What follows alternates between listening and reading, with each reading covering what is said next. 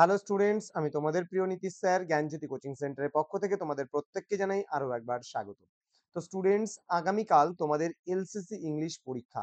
যারা ফোর্থ সেমিস্টারে বিভিন্ন কলেজগুলোতে নর্থ বেঙ্গল ইউনিভার্সিটি আন্ডারে পড়াশোনা করছো, তাদের জন্য কিন্তু আজকে একেবারে শেষ মুহূর্তে তোমরা কিভাবে প্রিপারেশন নেবে বা একেবারে শেষ মুহূর্তে কোনগুলো দেখে যাবে, এবং তার চেয়ে বড় কথা হলো তোমরা কিভাবে অ্যান্সার গুলো করবে এবং কতটা পরিমাণে করবে সেই নিয়ে আজকে ক্লাসটিতে বিস্তারিত আলোচনা করব।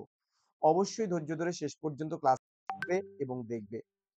তো তোমরা যারা এখনো চ্যানেলটিকে সাবস্ক্রাইব করোনি, তারা অবশ্যই চ্যানেলটিকে সাবস্ক্রাইব করে পাশে থাকা বেল আইকন অল প্রেস করে দাও, যাতে নেক্সট টাইম থেকে কোনো ভিডিও আপলোড করলে তার নোটিফিকেশন সবার আগে তোমার কাছে পৌঁছে যেতে পারে।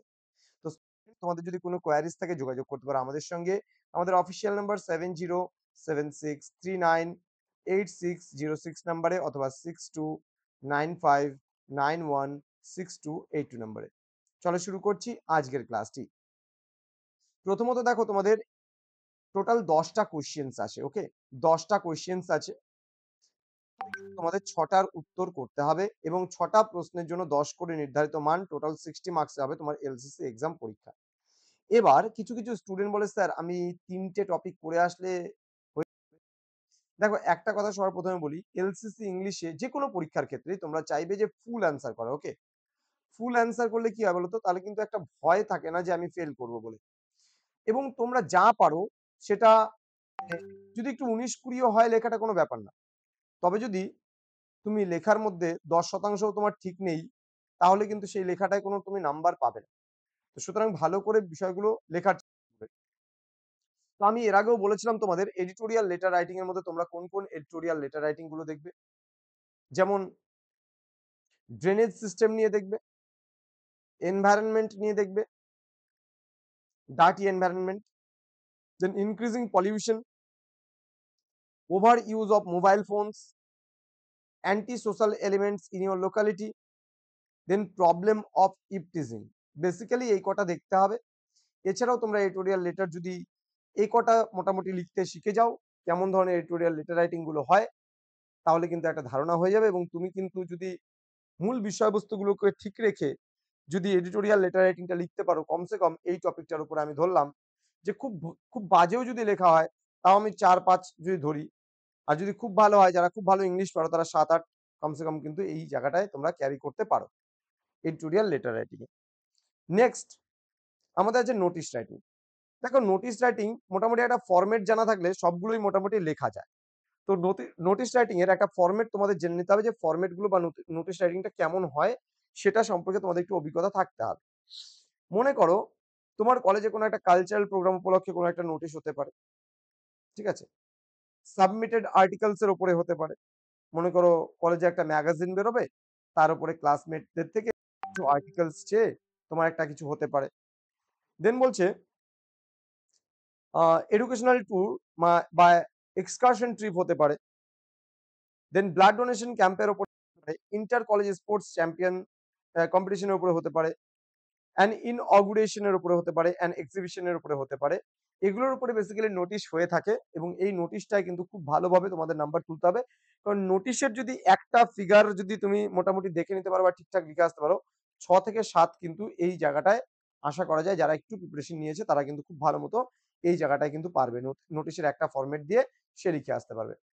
এবার অ্যাডভার্টাইজিং কপিরাইটিং, এই অ্যাডভার্টাইজিং কপিরাইটিংটা খুব একটা বেশি আসে না পরীক্ষায়, তবুও আমাদের জেনে রাখতে হবে অ্যাডভার্টাইজিং কপিরাইটিংটা কেমন হয়। নিউ বুক লঞ্চের উপরে একটা অ্যাডভার্টাইজিং কপিরাইটিং হতে পারে, ওপেনিং নিউ কোচিং সেন্টারের উপরে হতে পারে, ওপেনিং নিউ কম্পিউটার সেন্টার হতে পারে, ওপেনিং এ রেস্টুরেন্টের ব্যাপারে হতে পারে, নিউ প্রোডাক্ট লঞ্চের উপরে হতে পারে অ্যাডভার্টাইজিং কপিরাইটিং। এটা যদি আসে খুব ভালো একটা নাম্বার পাওয়া যায়, এখানে 7 থেকে 8 আশা করা যায় যারা খুব ভালো মাপের লিখে আসবে। এবার চলে আসবে রিপোর্ট রাইটিং। রিপোর্ট রাইটিংটা কিন্তু লিখতে শিখতে হয়, এবং রিপোর্ট রাইটিং কিন্তু কোনো, মনে করো যে পার্টিকুলারলি তুমি যদি একটা ফরম্যাট জেনে নাও তাহলে কিন্তু লেখা যায়, এমনটা কিন্তু নয়। রিপোর্ট রাইটিং বলতে প্রতিবেদন রচনা যেটাকে বলা হয়, একটার সাথে আরেকটার কোনো মিল থাকে না। টপিক গুলো যেরকম হবে তার উপরে বেস করে কিন্তু এই রিপোর্ট রাইটিং গুলো লিখতে হয়।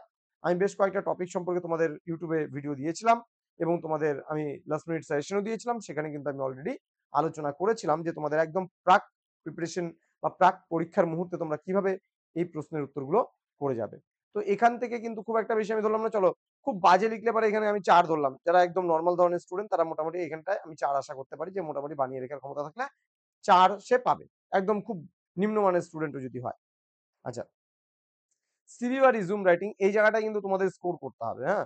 স্কোর যদি এই জায়গাটা তোমরা করতে না পারো তাহলে কিন্তু পিছিয়ে পড়বে। যেমন এখানে মোটামুটি ৬ থেকে ৮ তোমার নাম্বার পাওয়ার মতন একটা জায়গা এখানে আছে।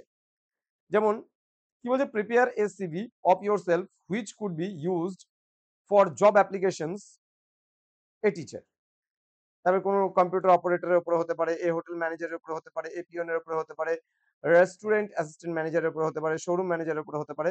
এগুলো কিন্তু সিভি আর রিজিউম কিন্তু এই টপিকগুলোর উপরে কিন্তু বেসিক্যালি তোমাকে করতে হবে। একই জিনিস এখানে রিজিউমের ব্যাপারে বলেছে। রিজিউমের ব্যাপারে এই সেম জিনিসগুলোই তোমরা রেজিউমের উপরে প্র্যাকটিস করতে পারো। তো স্টুডেন্টস, একেবারে আমি বলব ১০ টা প্রশ্ন তোমাদের আসবে। ৬ টা প্রশ্নর কিন্তু অ্যান্সার তোমরা লিখবেই লিখবে। নাহলে নোটিশ দুটো আসতে পারে, অ্যাপ্লিকেশন দুটো আসতে পারে। তাহলে যেই জায়গাগুলো তোমরা কমন পাবে সেই জায়গাগুলো লিখবে। কিন্তু তোমাকে ৬ টার উত্তরই কিন্তু লিখবে। তাহলে মোটামুটি যদি ৬ টার উত্তর লিখো, যদি ৪ করে আমি গড়ে ধরলাম, যদি নাম্বার তুলতে পারো, তাও ৪-৬ ২৪ নাম্বার, তুমি কিন্তু পাস করে যাচ্ছ এই পেপারটাতে। সুতরাং ভালোভাবে পাস করতে হবে। এই চিন্তা ভাবনাটা রাখো যেন কোনো কারণবশত ব্যাক না আসে। কোনো কোয়েরিজ থাকলে আমাদের সঙ্গে যোগাযোগ করতে পারো নির্দ্বিধায়।